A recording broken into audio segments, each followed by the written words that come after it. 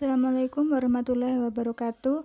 Kami dari kelompok 4 akan mempresentasikan tentang metode permainan dalam pembelajaran Bahasa Indonesia MI. Yang pertama yaitu pengertian permainan. Permainan merupakan salah satu metode pembelajaran yang dapat dimanfaatkan untuk mewujudkan suatu tujuan pembelajaran. Belajar dengan bermain adalah kegiatan terpadu antara belajar dan bermain yang diintegrasikan dalam sebuah materi pelajaran. Tindakan ini merupakan upaya menciptakan kegiatan pembelajaran yang menyenangkan. Selanjutnya ada macam-macam permainan dalam pembelajaran Bahasa Indonesia. Yang pertama yaitu teka-teki silang. Teka-teki silang adalah menebak padanan kata sesuai dengan jumlah kotak yang disediakan. Yang kedua yaitu close bergambar. Close bergambar adalah cerita rumpang yang di dalamnya terdapat gambar yang harus dideskripsikan dengan tulisan agar sesuai dengan cerita yang disampaikan. Yang ketiga yaitu close wacana. Close wacana adalah uraian cerita rumpang yang di dalamnya terdapat bagian cerita yang dihilangkan dan harus diisi. Kemudian ada membaca dan menulis isi gambar. Membaca dan menulis isi gambar adalah ketika guru memberikan sebuah objek, maka siswa ditugaskan untuk melakukan pengamatan gambar, menulis, dan mengungkapkan pengalaman dari gambar tersebut. Selanjutnya yang kelima ada menebak nama. Menebak nama adalah mendeskripsikan karakteristik suatu objek yang harus dibaca, kemudian ditebak namanya. Selanjutnya yang keenam adalah mencari jejak. Mencari jejak hampir sama seperti permainan menebak nama.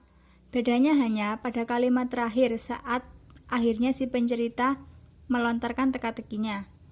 Selanjutnya yang ketujuh yaitu mewarnai atau menggambar sesuai teks, di mana guru akan menuliskan sebuah cerita yang di dalamnya ada perintah-perintah untuk menggambar atau mewarnai pada bagian cerita yang menerangkan tentang warna atau gambar itu sendiri.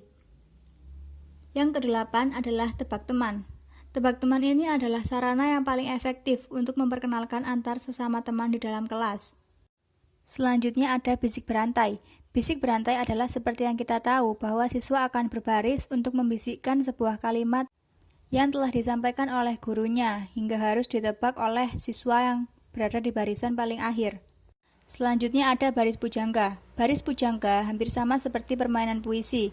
Seperti jika seorang anak diberikan satu kata, maka ia harus merangkai sebuah kalimat yang indah dari satu kata tersebut. Kemudian ada membaca atau menulis sandi. Ini tergantung kreativitas gurunya masing-masing. Guru bisa membuat huruf sandi terlebih dahulu, untuk kemudian siswa dapat mengamati dan memberi jawaban dari sandi tersebut. Dan masih banyak permainan lainnya seperti menjodohkan data, berbalas pantun, dan memasangkan gambar dengan teks. Baik, berikutnya adalah metode permainan dalam bahasa Indonesia ialah melanjutkan bacaan secara lisan atau tulis, di mana pada permainan ini bisa dilakukan dengan duduk maupun berdiri. Akan tetapi lebih baik dilakukan dengan berdiri agar seluruh fisik peserta didik aktif. Permainan ini bertujuan untuk membangkitkan imajinasi peserta didik secara cepat dan spontan. Kemudian adalah menulis bisikan teman atau bisik berantai. Permainan ini dilakukan dengan cara mendengarkan kata atau kalimat yang diucapkan guru, kemudian peserta didik akan membisikkan kepada temannya secara beruntun dan temannya yang pada barisan paling akhir akan menuliskan apa yang telah didengarkannya. Permainan berikutnya adalah menulis dramatisasi kelompok lain. Kegiatan ini dilakukan seperti halnya sebuah pengamatan pada sebuah pementasan sandiwara, di mana para peserta didik diberi tugas mencatat jalannya cerita yang tengah dipentaskan oleh kelompok temannya yang lain. Kemudian hasil pencatatannya dibacakan di depan kelas.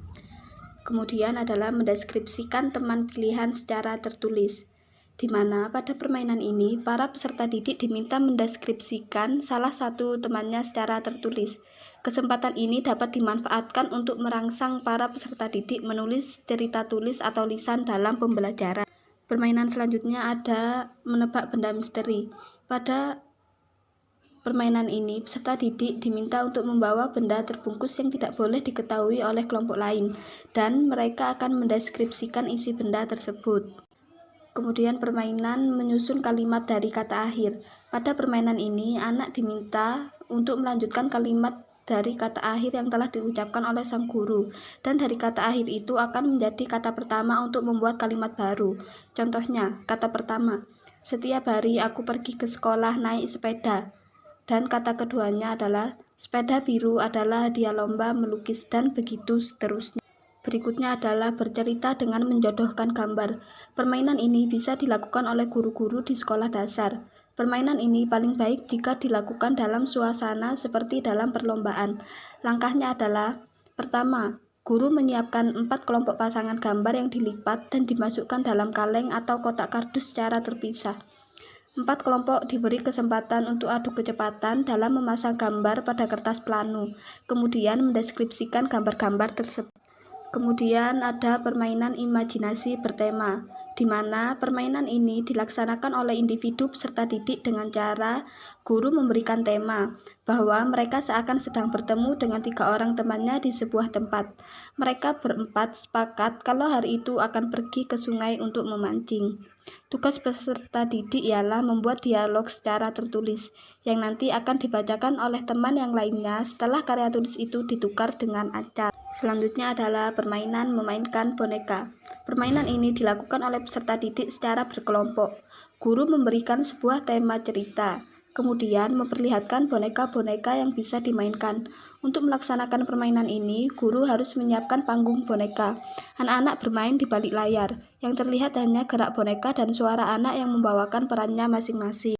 Itulah tadi beberapa permainan dalam pembelajaran bahasa Indonesia di sekolah dasar ataupun MI. Berikutnya adalah langkah-langkah penerapan permainan dalam pembelajaran bahasa Indonesia. Langkah-langkah yang harus dipersiapkan dalam penerapan permainan dalam pembelajaran bahasa Indonesia antara lain. Yang pertama adalah memahami kompetensi dasar dan menjabarkan dalam indikator. Yang kedua, menghubungkan topik pembelajaran yang akan disampaikan dengan model permainan seperti apa yang cocok dengan apa yang akan disampaikan. Yang ketiga, menyiapkan rancangan tertulis dengan memperhatikan pemilihan bahan ajar, rincian kegiatan, alokasi waktu, dan media yang akan digunakan. Dan yang keempat adalah melaksanakan pembelajaran dengan teknik bermain secara efektif dan efisien. Sekian dari kelompok kami, kurang lebihnya mohon maaf.